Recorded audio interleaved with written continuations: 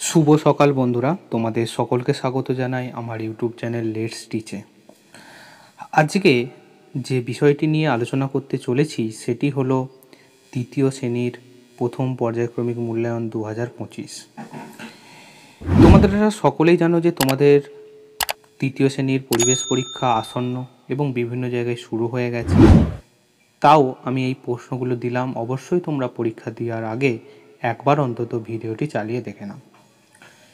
যদি সেশনটি অবশ্যই বেশি বেশি করে লাইক করো, শেয়ার করো, সাবস্ক্রাইব করো এবং কমেন্ট করে জানাও যে তোমাদের কেমন লাগলো। তাহলে চলো আজকে আমরা সেশনটি শুরু করি। আজকে আমাদের যে বিষয়টি আছে সেটি হলো পরিবেশ। প্রথমে দেখো নাম লিখতে হবে, শ্রেণী লিখতে হবে, বিদ্যালয়ের নাম লিখতে হবে এবং রোল লিখতে। তোমরা সকলেই এগুলো জানো। আজকে আমাদের সেশনটিতে পূর্ণমান কত আছে 10 এবং সময় আছে কত 20 মিনিট। ঠিক আছে, চলো এবার আমরা পরের প্রশ্নের দিকে এগিয়ে যাই।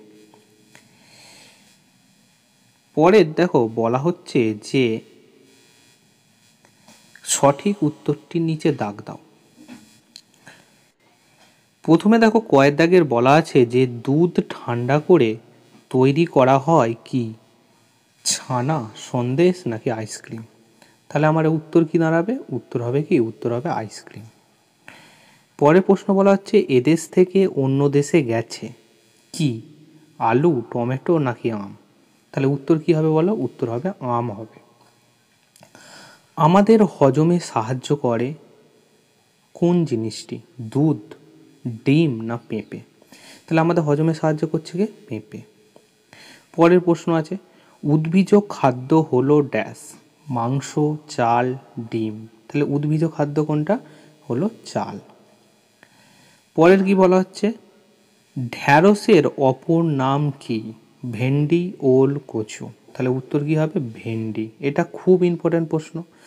এই যে প্রশ্নগুলো দেখছো অবশ্যই 100% কমনযোগ্য প্রশ্ন, তাই বলবো তোমরা বারবার করে অবশ্যই প্র্যাকটিস করে রেখো, এগুলো কিন্তু পরীক্ষায় আসার চান্স প্রবল।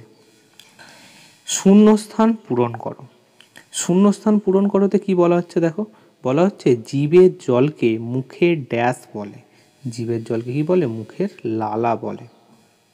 ঠিক আছে, তারপরে দেখো বলা হচ্ছে যে ড্যাশ রক্তাল পোতাতে সাহায্য করে।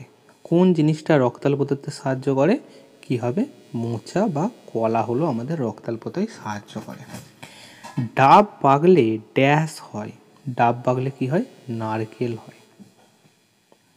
সর্দি কাশিতে ড্যাশ খুব উপকারী। সর্দি কাশিতে কি উপকারী বলো? মধু উপকারী।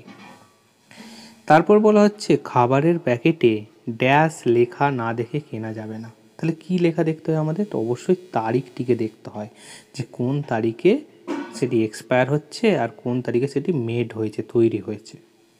পরের প্রশ্ন ড্যাশ একটি চোখের রোগ। তাহলে রাতকানা হলো একটি চোখের রোগ। রাতকানা কিসের জন্য হয় বলো? রাতকানা হচ্ছে ভিটামিন এ এর জন্য হয়। হ্যাঁ, এই সময় কি হয়? সে রাতে চোখে দেখতে পায় না। কি কি খেলে ভালো হবে? বিভিন্ন হলুদ জাতীয় শাকসবজি যেমন গাজর, তারপরে হচ্ছে কলা, আম ইত্যাদি হলুদ জাতীয় শাকসবজি বেশি করে খেতে হবে। পরের প্রশ্ন দেখি। পরের প্রশ্নতে দেখো বলা হয়েছে যে ক স্তম্ভর সাথে খ স্তম্ভ মেলাও। ক স্তম্ভে কী কী আছে? খেজুর রস, নিমপাতা, ব্রাহ্মী শাক, চিচিঙ্গে, পেঁয়াজ, ডাব, গাজর। আচ্ছা, এদিকে আছে রোগ প্রতিরোধ ক্ষমতা বাড়ায়, কাণ্ড, পেটের অসুখে খুব উপকারী, খোস মাজরা হতে দেয় না, খোঁপা, আর কি আছে? শীতকালে পাওয়া যায়, বুদ্ধি বাড়ে। তাহলে খেজুর রস। তাহলে খেজুর রসের সঙ্গে আমাদের কোনটি হবে বলো? খেজুর রসের সঙ্গে হবে যেটি শীতকালে পাওয়া যায়, এর সম্পর্ক। তারপর কি আছে? নিম পাতা। নিম পাতা কী হবে? নিম পাতা আমাদের খোস মাজরা হতে দেয় না। ব্রাহ্মী শাক। ব্রাহ্মী শাক আমাদের কি করে? বুদ্ধি বাড়াতে সাহায্য করে। চিচিঙ্গা। চিচিঙ্গা কি হবে বলো? এটা হোঁপা হবে। পেঁয়াজ। পেঁয়াজ কি করে আমাদের? পেঁয়াজ হলো একটি কাণ্ড কিন্তু। ঠিক আছে, দেখো তারপর ডাব। ডাব আমাদের কি করে? ডাব হচ্ছে পেটের অসুখে কিন্তু উপকার দেয়। বিট গাজর। বিট গাজর কি করে? রোগ প্রতিরোধ ক্ষমতা আমাদের বাড়িয়ে তুলতে সাহায্য করে। ঠিক আছে, চলো পরের প্রশ্নের দিকে এগিয়ে যাই। বলা হচ্ছে প্রশ্নগুলি সঠিক উত্তর দাও। খড় মানুষের খাদ্য নয় কেন? কেন খাদ্য নয় খড় মানুষের? কারণ খড় হলো মানুষকে হজম করতে হয় না বা দেয় না, যা মানুষের খাদ্য নয়। তাহলে মানুষের খাদ্য কোনগুলো? যে খাবারগুলি খেয়ে মানুষ হজম করতে পারে সেগুলো হলো মানুষের খাদ্য। তারপর 2 প্রশ্ন, কাঁচা থাকলে সবজি আর পাকলে ফল এমন কতগুলি সবজির নাম লেখো। এটা 100% আসছে এবারে পরীক্ষাতে, মিলিয়ে নিও তোমরা, খুব ইম্পর্টেন্ট এটি একটা প্রশ্ন। তাহলে কি হবে? পেঁপে, কাঁচকলা, আম, কাঁঠাল ইত্যাদি। পরের প্রশ্ন বলা হচ্ছে প্রাণীজ খাদ্য কাকে বলে, উদাহরণ দাও। তাহলে আমরা কি বলবো?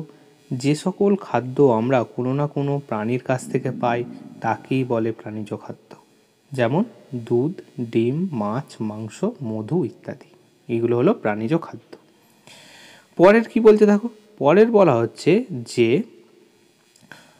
উদ্ভিজ খাদ্য কাকে বলে। উদ্ভিজ খাদ্য কাকে বলে উদাহরণ দিতে বলা হচ্ছে। তাহলে আমরা কি বলবো? যে সকল খাদ্য আমরা কোনো না কোনো গাছ থেকে পাই, উদ্ভিদের কাছ থেকে পাই, তাকেই আমরা বলবো কি উদ্ভিজ খাদ্য। যেমন আটা, চাল, ভাত, রুটি ইত্যাদি ইত্যাদি। 5 নম্বর প্রশ্নটি দেখো, বলা হচ্ছে দুধ থেকে কি তৈরি হয় এমন কিছু খাবারের নাম বলো। তাহলে দুধ থেকে তৈরি হয় কি? সন্দেশ, পায়েস, দই, ছানা ইত্যাদি। তাহলে দুধ থেকে কিছু খাবার তৈরি হয়ে গেল। তাহলে এরকম প্রশ্নগুলো কিন্তু আসবে পরীক্ষাতে এবারে। তারপর বলা হচ্ছে প্রতিদিন আমাদের শরীরে কত লিটার জলের প্রয়োজন হয়। তাহলে প্রতিদিন আমাদের শরীরে কত লিটার জলের প্রয়োজন? 2 থেকে 3 লিটার জলের প্রয়োজন পড়ে। পরে কি বলা হচ্ছে দেখো, ফল খাওয়ার সুফলগুলি লেখো। তাহলে ফল খাওয়ার যে সুফল মানে ভালো কী কী হয়ে থাকে, যেমন ফল আমাদের হজম করতে সাহায্য করে, রোগ প্রতিরোধে সাহায্য করে, শরীরের জলের চাহিদাকে মেটায় এবং মোটা কম হওয়া যায়। ফল খেলে কি মোটা কম হয়। আগেকার দিনে মানুষ কোথা থেকে আগুন সংগ্রহ করত? তাহলে কী হবে উত্তর? বনে দাবানলের কারণে আগুন জ্বলার ফলে সেখান থেকে আদিম মানুষরা আগুন সংগ্রহ করত। বনে যখন দাবানল হতো সেই আগুনগুলো মানুষ কিন্তু ব্যবহার করতো আগুন হিসাবে। পরের প্রশ্ন দেখো, 9 বলা হয়েছে যে কোন কোন জিনিস অন্য দেশ থেকে এ দেশে এসেছে। তাহলে উত্তর কি হবে? উত্তর হবে আলু, টমেটো, লঙ্কা, আনারস। তাহলে এই সবজিগুলো অন্য দেশ থেকে আমাদের দেশে এসেছে। পরের প্রশ্ন দেখো, বীজ কি? এটা স্টার দিয়ে রাখো এবং নিজেরা লিখেও রাখো, এটা কিন্তু ইম্পর্টেন্ট একটি প্রশ্ন। বীজ কি? তাহলে বীজ কি? যা একটু খেলে আমাদের শরীর খারাপ হতে পারে, হাত পা অবশ হয়ে যায়, বেশি খেলে আবার মানুষ মারাও যেতে পারে, তাকেই আমরা বলবো কি বিষ। তাহলে বিষ সম্পর্কে আমরা বুঝতে পারলাম। তাহলে এরকম কিছু বিষের উদাহরণ দিতে পারি, যেমন আকন্দ গাছের ফল, ধুত্র গাছের ফল ইত্যাদি হলো বিষ জাতীয় খাবার। পরের প্রশ্ন বলা হচ্ছে বিষ ফল ও ভালো ফল মানুষ কিভাবে বুঝতে পেরেছিল? প্রথম তো বুঝতে পারেনি, কি করে বুঝলো? আগেকার দিনে মানুষ অনেক বিভিন্ন ফল খেয়ে দেখত, যেসব ফল খেয়ে তাদের সহজেই হজম হতো সেগুলো তারা বুঝতে পেরেছিল ভালো ফল।